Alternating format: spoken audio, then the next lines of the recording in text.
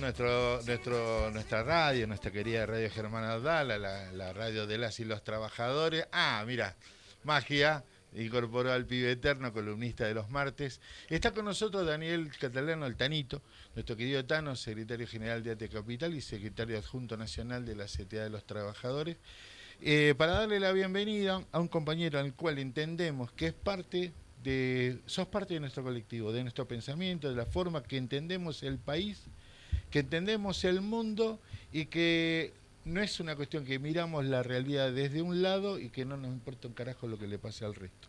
Porque entender, y esto viene a forma de bienvenida, entender que lo que acabas de hacer está emparentado con un montón de épicas que lo hablamos cuando te entrevistamos en el barco, que para mí fue brutal esa experiencia, emparentado con las historias épicas del mundo que llevaron justicia, libertad, esperanza.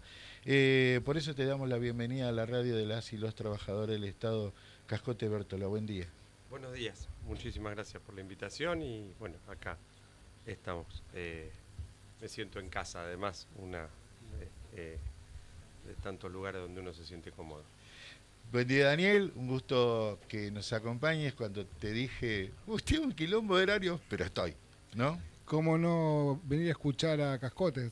Sí, hermoso poder estar acá con él. Después vamos a compartir algo con las madres de Plaza de Mayo. Sí, está y anunciado. vamos a participar de la marcha de los jueves, donde él va a poder participar junto con Carmen Arias. Así que a un día de que Visitación cumple 101 años. Mañana, 17 de octubre, Visitación cumple 101 años. Así que no sé si estará hoy o no, pero la verdad que sí, muy fuerte que él pueda también compartir su experiencia en ese colectivo de militantes. Así que a escucharlo. Sí, bueno, te abrimos el micrófono pensando desde ayer que vengo juntando material por donde voy. Una compañera me dijo, pensá en el pasado porque hay gente que no lo conoce, y dije, no. Digo, debe haber una razón cuando te hicimos la primera entrevista, cuando estabas en la ventanilla de ese barco, que ibas llevando una ayuda solitaria y la verdad, mucha gente había pensado, che, ¿será cierto? No es un montaje.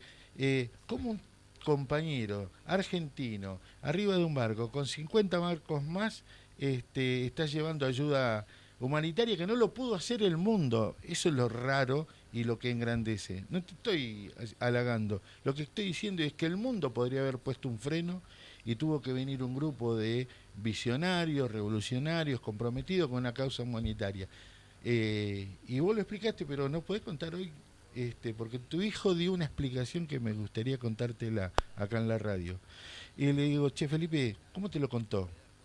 Y nosotros creemos en esto, pero mi hijo dice que te puteó, dice, justo vos tenés que ser, más o menos por ahí en la raíz de la charla. Sí, en realidad, a ver, la flotilla, para hacer justicia a ese colectivo de militantes que hace un montón, esta era la 9ª flotilla, ¿no? No todas tuvieron el nivel de repercusión que tuvo esta, sí. Por distintos motivos. Una es, conseguían un barco, 20, 30 voluntarios, un poco de comida, encaraban, iban presos, volvían. La visibilización de algunos influencers o militantes ambientales como Greta fue generando condiciones para que en algún momento se arme esta flotilla en particular, diciendo, bueno, si vamos con un barco nos detienen, vamos a ir con más. Abrieron una página en internet que nosotros por ahí nos queda medio lejano, pero se anotaron más de 15.000 voluntarios, digamos, ¿no? De los cuales se seleccionaron esos 500. Más de 15 millones de personas pusieron 1 euro, 10, 100 para financiar esa movida. Y después, obviamente, lo que eran parte de los, yo le digo escudos, digamos, teníamos como 2 protecciones. Una, Starlink con cámaras e internet para ir transmitiendo todo el tiempo. Es cierto. Esa era una parte de un escudo, de decir, che, no nos maten acá, y si nos matan nos tienen que matar en vivo. Y el otro escudo, digamos, eran los actrices de Hollywood, diputados europeos o de Argentina, por ejemplo, como fue el compañero diputado nacional. Y después había toda una parte que era la parte náutica, que era la más difícil por ahí de resolver. Entonces, cuando me llaman y me dicen, nos falta un capitán, yo soy militante, tengo ese conocimiento, medio como que no podía no digamos, no poner los conocimientos personales al servicio de una causa justa por Palestina, que además lo venimos militando desde que existe, digamos, nuestra organización, o yo tengo recuerdo. Entonces, ahí se juntaron ese tipo de cosas, ¿no? Se juntaron los conocimientos particulares, digamos, que tenemos, que ponemos al servicio de la militancia, con una causa justa histórica como la causa palestina. Siempre lo cuento, digamos, esta campaña de Yo quiero ser palestino, nosotros Excelente. fuimos con 300 compañeros y la CTA de Aníbal Verón, cuando Cristina reconoció el Estado, digamos, a Palestina como Estado, se armó la embajada en la Argentina y todo lo demás, fuimos con 300 compañeros y bueno, queremos nuestro pasaporte palestino. Excelente. Nunca me lo dieron, pero eso No importa. después lo reclamaré. No importa. Che, Tano, estuviste muy pendiente, intentaste hacer el enlace en un plenario donde la gente, estábamos todos expectantes a tu charla, nosotros queríamos echarles vos, pero hoy lo siento muy emparentado con nuestra lucha y la visibilización de todo lo que tenemos que llevar adelante como estatales nosotros, ¿no? Sí, yo creo que, para ser justos, yo fui uno de los que no quería que Cajote vaya. Bueno. No, tuve una discusión con él. Yo no sé qué respuesta él esperaba que le dé, pero mi posición fue totalmente contraria a lo que hizo, sabiendo que iba a hacer lo que él sentía que tenía que hacer como militante. Sí me parece, más allá de hablar del Estado, hoy hay que hablar de Palestina y hay que hablar de esto. Tiene mucho que ver lo que sucedió después, porque creo que nosotros no estamos dimensionando que cuando caen presos todos los 476 seres humanos que asumieron este compromiso, el planeta se ve obligado a firmar un acuerdo, que puede ser el peor, el más o menos, pero hay un cuarto intermedio en el genocidio, en el marco en el que se venía haciendo, ¿no? Hay 1,5 millones de palestinos que pasaron por la cárcel, está secuenciado y además hay documentación de que fueron torturados 1,5 millones de palestinos. Hay 63.000 personas que fueron asesinadas por el ejército sionista de Israel en esta ocupación sobre Franja de Gaza. Está habiendo ocupación territorial en Cisjordania y me parece que si no hubiera habido el nivel de preocupación planetaria respecto de lo que generó esta épica que tuvieron los 50 buques, no tendríamos hoy un cuarto intermedio para reorganizar el pueblo palestino, ¿no? Porque si uno ve que hay 500.000 palestinos que están volviendo no a su casa, a su territorio, porque no hay más casa, Claro.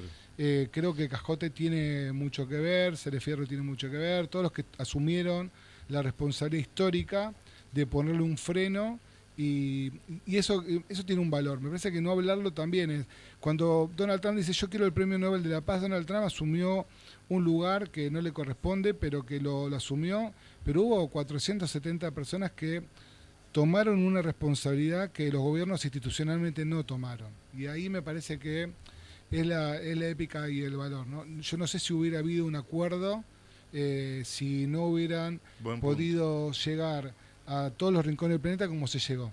Porque que ellos estén en el mar generó que millones de ciudadanos en todo el planeta se movilizaran, se hicieran escuchar, presionaran a su gobierno para que haya una flota que acompañe y que dejen de atacar los drones a las embarcaciones. Hay que mirar un poco más allá. Yo creo que si hoy está esa chance es porque hubo compañeros que fuera del Estado palestino pusieron el cuerpo para hacerlo. Independientemente de que, obviamente, yo no quería que Cajote vaya a esa travesía. Mira. Pero bueno, yo creo que lo importante de esto es que sobre las mochilas de estos 476 almas está esa responsabilidad histórica. Porque la ayuda humanitaria, aunque sea poca, está llegando y porque hay, obviamente, una victoria por sobre el sionismo que están practicando en el Estado de Israel, que los pone en otro lugar y que además se materializó el repudio internacional. Y entonces hay toda una experiencia para contar, que me parece que no solamente lo que pasó, sino que tuvo que hacerse una capacitación en España. Contanos un poco, hay toda una secuencia del armado internacional, que es capitán de barco y lo plantaron en un barco, sino que tuvo que hacer una formación de paz porque era una misión de paz, no era una misión de guerra, donde le dieron un marco teórico, donde tuvo que Sí, eso es la previa. Yo te iba a preguntar justamente eso, o sea, ¿cómo te preparaste vos para llegar como a ese momento? ¿Eras consciente de que iba a ser un hecho político a nivel internacional? Porque las juventudes a nivel internacional, creo que en todos lados, fueron como muy protagonistas de eso y siguieron, ¿no?, al hilo en todas las universidades qué era lo que iba pasando y la solidaridad iba creciendo. ¿Cómo fue la previa? ¿Cómo te preparaste? ¿Te imaginabas que iba a cobrar el sentido que terminó cobrando después? No, imaginarme el volumen del hecho político que recién describía el Tanito, no, obviamente era inimaginable cuando estábamos tomando yo estaba convencido, y así lo discutíamos, que todavía no había pasado la elección del 7 de septiembre, había niveles de desorientación bastante grandes, de búsqueda en la militancia, entonces yo estaba convencido que una acción épica como ejemplo nos hacía falta como pueblo y que con eso ya teníamos un objetivo político. Después, cuando fui a Barcelona, me fui encontrando con una organización, digamos, bien plantada, muy complejo, porque, digamos, representante de más de 50 países, claro, la barrera idiomática, la barrera cultural, la barrera ideológica, lo que cada uno de estos países y pueblos iba, ¿no? Entonces, ahí había como una línea muy clara: no violencia, no contestamos, nos pasaron unos videos de algunas misiones que fracasaron porque le tiraban con agua a los soldados. O sea, che, esto es lo que vamos a hacer, vamos a Gaza con firmeza, ¿no? Pero no respondemos ninguna agresión. Y había como algunas líneas rojas: si nos hunden un barco frenamos, ¿no? Si tenemos... Entonces yo creo que Israel conocía esas líneas rojas, por eso nos meten 2 bombazos en Túnez, muy lejos de llegar, como para decir, che, si esto es una línea roja, a ver, pum, 2 bombazos, epa, ¿qué hacemos? ¿Frenamos, no frenamos? Fue muy discutido en Túnez. Toda una estrategia ahí, ¿no? También de parte de ustedes, de toda la flotilla en general. Y fue complejo seguir adelante, porque, por ejemplo, yo tenía 2 periodistas catalanes arriba del barco que dijeron, después de los 2 bombazos de Túnez, yo me vuelvo, claro, digamos, yo no estoy dispuesto a morir. Claro. No vamos a morir, así tan duro. Claro, ¿cómo fue ahí tu rol en ese...? A ver, los que venimos de una trayectoria militante... por eso pudimos ir aportando distintas cosas y distintas miradas. Había mucha gente que por ahí simplemente era el amor a Palestina, o están transmitiendo un genocidio por la tele y dice, yo tengo que hacer algo, y se subía, digamos, desde la nada, o desde una conciencia, si se quiere, pero no con una experiencia militante. Sirvió todo, sirvió cuando tuvimos detenidos, sirvió cuando nos tiraban drones arriba de los barcos, sirvió... nada, para tratar de ayudar desde la mínima experiencia a cómo organizar y cómo organizar grupos. Y los organizadores, la verdad que eran muy... en eso se iban apoyando mucho en los distintos militantes que iban llegando, que tampoco nos conocíamos, entonces eso también era medio reconocerse y ver a quién le puedo tirar una tarea, quién la resuelve y quién no. Pero bueno, lo que sí había era una decisión política de llegar a Gaza, y eso fue lo que hermanó y dio cuerpo y nos hizo, poner prueba en el objetivo, entendiendo bien claro que éramos una misión no violenta, ¿no? Pacífica, pero con determinación, si es que eso se puede hacer. Bueno, yo creo que lo pudimos hacer, y el resultado fue lo que dijo el Tano, un hecho político de envergadura planetaria. Eso hizo que no nos pudieran tener más días detenidos, digamos, claro, que la presión era terrible. Después, a mí, cuando me sueltan por Jordania y todo lo demás, me voy encontrando con turistas que venían de Italia, que nos contaban que en Italia no se movía, el paro general fue terrible. Entonces, un aliado del ejército de Israel tuvo que poner un avión para ir a sacar a todos los tanos rápidos de la cárcel, porque se le prendía fuego a Italia. Italia que, ¿no?, vota a la ultraderecha. Claro, totalmente. Hay cosas raras en el mundo que también se llevaron puesto algunas de estas cuestiones.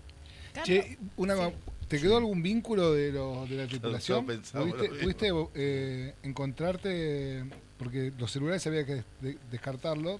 Pudimos, pero habíamos charlado con muchos de ellos y claro, tenemos vínculo de la tripulación, de otros barcos, de los barcos que ayudamos, de los organizadores, todo eso está, esos vínculos los mantenemos y seguramente, dependiendo cómo siga el proceso, seguramente habrá más misiones y lo más difícil de estas misiones es el chequeo, por eso yo te decía, 500 voluntarios que se ponen en una página, bueno, ¿de dónde vienen? ¿De dónde vienen?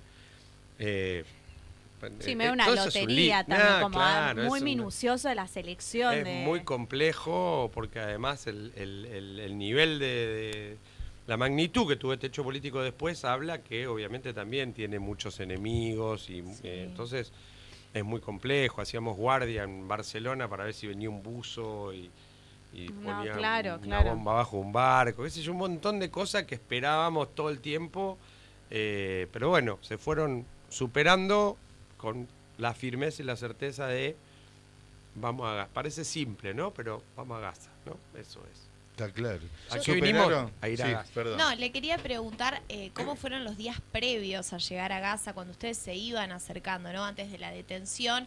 ¿Qué emociones? ¿Había miedo? ¿Había angustia? ¿Había mucha expectativa, alegría? ¿Cómo estaban ahí ustedes en la flotilla? Bueno, se hizo muy largo.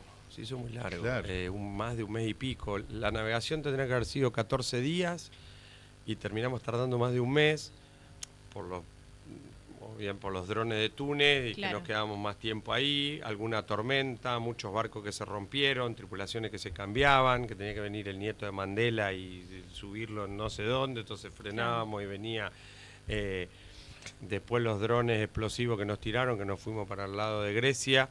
Y esperar ahí unos días que vengan los barcos de guerra que nos mandaron los italianos, los españoles, los turcos, los griegos, y ahí no nos atacaron más, ¿no? Eso también fue como un alivio. Ahora hubo que esperarlos unos días y esos días se alargaba, y se alargaba es estar al ancla, porque si hubiésemos estado paseando por Grecia, por ahí no molestaba que se alargue. Pero no estábamos en un puerto bajando a la isla, ¿no? Comiendo yogur griego. Estábamos al ancla, sin poder bajar de los barcos, conviviendo ya mucho tiempo en espacios reducidos, que eso también es complejo, ¿no? Con la limitante del idioma, con ya el cansancio y con saber que está llegando casi al final de una misión, que no llega nunca, que se hace como un chicle. Así que, pero bueno, el espíritu estaba alto y por esto que dije recién, porque estaba claro el objetivo y además ya ahí a esa altura ya se venía viendo que los objetivos los veníamos cumpliendo y se empezaba a visualizar esto, digamos, ¿no? Porque cuando empezamos a navegar vino la cumbre de la ONU, nada, todos los países, hasta Inglaterra, decir, bueno, yo reconozco Palestina, me explico, aliados históricos de Israel que le empezaron a dar la espalda, decir, lo cual eso a veces traía preocupación, a veces se enojan mucho y nos meten un cuetazo y a la mierda, puede ser, pero no, ahí había como una duda de para dónde iba a salir disparada la Vizcacha. Después vienen los acuerdos de paz, ¿no? Israel bombardea los acuerdos de paz que está armando Trump en un país aliado, le mete un misilazo para tratar de matar a los interlocutores de Hamas. Totalmente. No, entonces, la puta madre otra vez, ¿no? Y esto ahora es bueno, es malo, todos esos análisis políticos muy complejos y seguíamos navegando y seguíamos acercándonos a Gaza. Así que bueno, muchos sentimientos muy cruzados, pero que fueron armando esto, ¿no? Que pudiéramos llegar, que nos intersectaran y que haya negociaciones de paz. Que no tengo pruebas, pero no tengo dudas que la misión tuvo mucho que ver. Sí. Tengo una pregunta, o sea, nosotros cuando íbamos siguiendo donde se podía, porque en un momento se cortaba la señal en el momento de la detención, veíamos que tu barco se escapaba. ¿Podés contarnos un poco cómo fue esa travesía? Porque creo que lo más lógico hubiera sido nos quedamos quietos, que vengan, y sin embargo veíamos que era muy loco porque estábamos siguiendo una intervención militar en vivo e indirecto hasta que dejamos de tener señal. Y después hubo que asumir que ya estaban detenidos y hubo que transmitir el video que vos habías grabado en otra ciudad. Pero podés contarnos un poco ese momento, porque también eso habla de la épica, ¿no? Hasta último momento. Porque para nosotros era como, bueno, ya está, frenar el barco y no tirar el celu y que aborden. Y nos iba pasando en los grupos, digamos, che, pero este chabón se está escapando. Parece que avanza unos metros más y como que cada metro era como una victoria o estar más cerca de Gaza. No sé si puedes contar algo de todo eso. No, es que justamente, a ver, el primer barco que intersectan era el que iba adelante, que era el barco guía, por decirlo de alguna manera. Toda la flotilla, nosotros siempre tuvimos el rol de ir último, porque era como una especie de barco escoba, digamos, que si cualquier barco tenía problemas le íbamos a ayudar. Entonces nos tocaba ir más o menos atrás para remolcar algún barco que se rompía, para llevar la médica que teníamos a bordo si había algún problema médico en algún otro barco. Había más de 20 médicos desparramados en los barcos, pero muchos barcos no tenían médico, entonces llevábamos la médica o el mecánico o lo que fuere. Teníamos gasoil para los barcos que no tenían grandes depósitos de gasoil para darles. Nuestro barco, nada, tenía mucha capacidad. Y antes de que se nos rompa tenía más velocidad, después quedó ahí medio rengo, pero pudimos seguir afortunadamente. Detienen al Alma, que era el barco guía, después detienen al Sirius, que era un velero muy grande, que era el barco de Cousteau, hermoso, tenía más de 50 participantes arriba. Estaba en un museo, lo compró la flotilla, ¿no? Para llevarlo ahí, le arregló más o menos el motor, digo más o menos, que se rompió 40 veces en toda esa travesía. Era un barco que estaba parado en un museo, ¿entendés? Claro. También esa osadía, ¿no? De los organizadores. Totalmente. Y imagino que ahora deberían estar diciendo devuelvan el barco de Cousteau, deben estar haciéndolo. Claro. Si no, no tiene mística. Claro. Y ese era el segundo, y después pasaba la Dara, que era donde estaba Cele, que la Dara lo detienen y lo intersectan a 10 metros del Estrella Manuel, digamos, porque cuando empiezan a venir los barcos militares, todos empezamos a... Ellos eran muy agresivos, se te ponían adelante, te amenazaban que te iban a chocar, había que frenar, acelerar de nuevo, bueno, esquivarlos. Sí. Y después había un barco muy grande, silencioso, que cuando venía cerca se te apagaba internet, todo el instrumental, el plotter, no funcionaba nada de lo electrónico, pero cuando el barco ya se alejaba, pues, volvía a andar. Todo. Era muy raro eso. Sí, eso era raro. Yo ahí me doy cuenta que desde las 11 de la noche que empezó la primera intersección a que detienen la Dara, ya eran más o menos las 12:30, y dije, somos 50 barcos, le lleva media hora por barco, esto va a ser larguísimo. Y puse el piloto automático y me acosté a dormir. Ah, mirá. Sí. Todos me decían, vos estás loco los del barco. Le digo, me despiertan cuando venga un barco de guerra cerca. Si no hay ningún barco de guerra cerca, porque quería estar descansado para lo que sabía que iba a venir. Mirá, 1 o 2 horas después. ¿Y lograste dormir? Sí, estaba muy cansado. El mes y pico ese de la navegación de la pesca, claro. es guardias, es cansador, muy cansador. Sí, cuando podía me dormí, y 1 o 2 horas después, más o menos ya una siestita, 2 horitas, ya estaba bien. Así que bueno, ahí medio como que volví y habíamos avanzado bastante, y ahí empezaron a aparecer de nuevo barcos militares que nos tiraron agua, nos decían que frenemos, y la decisión política era esa, vamos a Gaza. O sea, porque ellos cambien el rumbo, digamos, ¿no? Ellos querían que cambiemos el rumbo. Si cambiamos el rumbo hacia Malta o hacia, qué sé yo, hacia Jordania... Como abrirse el camino, querían. Claro, en vez de ir a Gaza, si vos apuntabas hacia el sur o hacia el norte, en vez de hacia el este, medio como que andate para otro lado, digamos. Esa era la intimidación. Está bien. Y nosotros decíamos, no, rumbo hacia Gaza, seguíamos hacia el este, se ponían el barco adelante, esquivabas el barco y seguías, entonces nos empezaron a tirar agua, nos mojaron todo el barco, hubo un cortocircuito, dejó de andar el instrumental, entonces ahí solo andaba el compás, la brújula, ¿no? que anda con el magnetismo de la Tierra, digamos, que no tiene nada electrónico. Claro. Y seguimos rumbo a Gaza, y así hasta que llegamos a las 4 de la mañana, a 40 millas digamos, a la Dara lo intersectaron a 80 millas de Gaza, nosotros nos intersectaron a 40 millas de Gaza. En el medio, como a 60 millas, hicieron un intento de que frenáramos, desviáramos, amenazándonos con chocar. No nos chocaron, así que seguimos. Y es a lo que fuimos, hasta que en un momento, ya avanzando, medio clareando, 4 de la mañana y cerca del amanecer, nada, ya vinieron muy enérgicos, 4 barcos de guerra, amenazándonos con altoparlantes de que nos iban a disparar y que nos iban a hundir. Entonces ahí medio como que, nada, sacamos marcha y hicimos el protocolo, que lo teníamos recontra ensayado, chalecos salvavidas, levantamos las manitos y aparecieron 4 lanchas rápidas, negras, con soldados que treparon al barco y estaban arriba del barco a los minutos.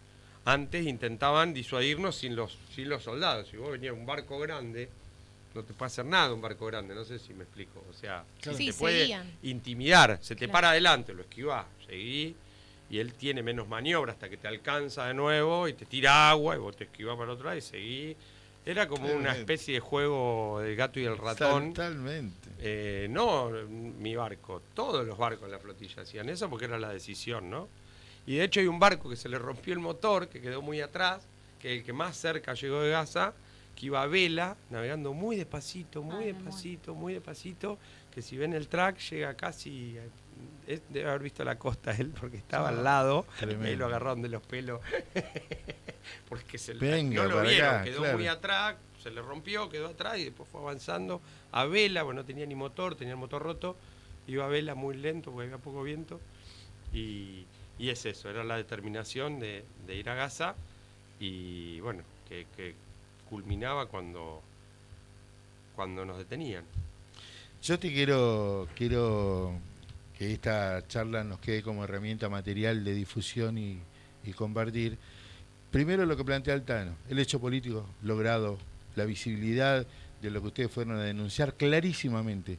Se le escapa, yo creo que de las inteligencias más reconocidas del mundo, la inteligencia israelí, no vamos a hablar de las Fuerzas Armadas, son tremendas, pero la inteligencia no previó todos estos movimientos que usted armaron y es que quizás al tener plan A, plan B, tuviste la ventaja de poder ir analizando ese mapa con tus compañeros y compañeras de la flotilla, pero evidentemente no previeron el alcance de la visibilidad, porque cuando hablamos contigo eran apenas, me dijiste en 10 días estoy, y nosotros esperábamos ese viernes que nos dijera estoy en Gaza. Yo creo que no sé si no hubiese sido tan contraproducente para ellos públicamente haberlo dejado llegar, porque después la explosión de movilizaciones, los paros de las organizaciones sindicales en los países de Europa lo lleva a este punto. Entonces digo, pará, hay varias lecturas para hacer, pero en una de ellas es que se puede vencer a una de las mejores inteligencias del mundo, y que además se puede lograr el proceso de conciencia. Para mí, si yo creo que quiero destacar algo, y quiero que lo ponga como cucarda, el proceso de conciencia que generó la flotilla solidaria para ayudar a Gaza, lo tiene como en el AVE como lo más importante. ¿Lo ves así? Claro, la visibilización del genocidio, poder mostrar, digamos, nada entra a Gaza, claro, ni por tierra, ni por mar, ni por ningún lado, si Israel no lo recontracontrola, y la decisión es que no entre comida para que todo el pueblo se muera de hambre. Es terrible, digamos, el nivel de gueto, que los militantes lo sabemos, pero que por ahí los ciudadanos del mundo Totalmente. de a pie no tenían conciencia. La flotilla hizo eso, puso luz, iluminó ese problema concreto y lo masificó a nivel planetario. Y en esto de los conflictos y de todo lo demás, la gente pudo tomar nota y decir, che, no, esto está mal. Que maten a todo un pueblo de hambre está mal, digamos, no se hace. Y encima que cuando les entra comida pongan francotiradores para matar nenes, está mal, digamos, ¿no? ¿Dónde está la humanidad? Hubo una marcha en Israel de francotiradores que iban con una bolsa así llena de remedio, diciendo, loco, yo no soy soldado para esto. turuleco. Mirá. Digamos, muy parecido a lo que le pasó a los yanquis en Vietnam cuando Claro. los mandaban a quemar aldea porque había alguno del Vietcong adentro y mataban a toda la aldea, la prendían fuego. Digamos, la deshumanización de este tipo de hecho de guerra también les está haciendo mella adentro de Israel, no solo afuera del mundo. Porque hay que, bueno, es eso, te saca la condición humana y eso es el genocidio, digamos, ¿no? Cuando hay una decisión política de matar a todo un pueblo, esa es la definición de genocidio. Nosotros acá en su momento también lo vivimos en la Argentina. Y cuando eso sucede, la comunidad internacional dice, no, esto hasta acá, debiera decir hasta acá. Como estamos en un momento geopolítico complejo, los gobiernos les cuesta más, porque decir hasta acá es pelearse con los yanquis Claro. y con Israel, que nadie se quiere pelear con ellos, porque están muy locos y se me tiran un bombazo, me invaden, ¿no? Mi pueblo sufre. Entonces se entiende también a los dirigentes ¿no? de los países que tienen que tomar esas decisiones. Decir, bueno, tomo esta decisión, es correcta, sí, pero mi pueblo va a sufrir. Ay, qué sé yo, cómo se hace. Yo creo que hay que tomarla, ¿no? Pero bueno, y es mucho más fácil cuando los pueblos empujan. Y para que los pueblos empujan tienen que conocer. Y bueno, y en conocer es un poquito lo que hicimos. Carlos, acá Naná Salinas, que nos está escuchando desde el principio, nos deja un mensaje para todos diciendo qué orgullo siento de tener un compatriota, un compañero como Cascote, aguante Cascote, desde el río hasta el mar, Palestina vencerá, y te pregunta qué pasó con la flotilla y toda la ayuda que llevaron, ¿se lo quedó Israel? Se lo queda Israel. Los barcos se los queda Israel, la comida se lo queda Israel, nuestras Encima. pertenencias se las queda Israel, digamos, todo lo que había ahí. La bandera del Diego la tiene Se Israel. la quedó Israel. No, la iba a tremendo. pedir, pero digo, bueno, no creo que me la devuelva. Hay que pedir por nota Y por no. que nos restituyan todas Claro. las pertenencias, porque acá hay una Inclusive embajada la de bandera Israel del Diego. Es donde verdad. podemos No te ir puedo a interactuar. Digo, hay que ir ahí a pedir lo nuestro. Sí. Tenés una nueva meta, ¿no? Me habías contado en la charla que tuvimos por...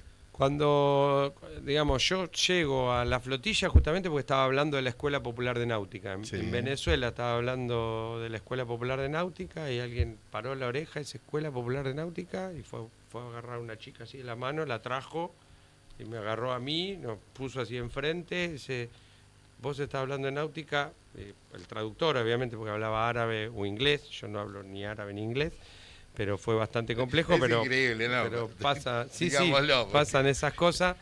Y todo empezó porque yo estaba hablando de la Escuela Popular de Náutica, de Está que bien. tenemos que militar por la soberanía, por un país bicontinental, que tenemos Totalmente. que conocer nuestros ríos y nuestros mares, y en eso estamos ahora El seguramente. dragado, El Canal Magdalena, la plataforma, la pesca Antártida. continental, la Antártida. todo nosotros eso. tenemos una persona para...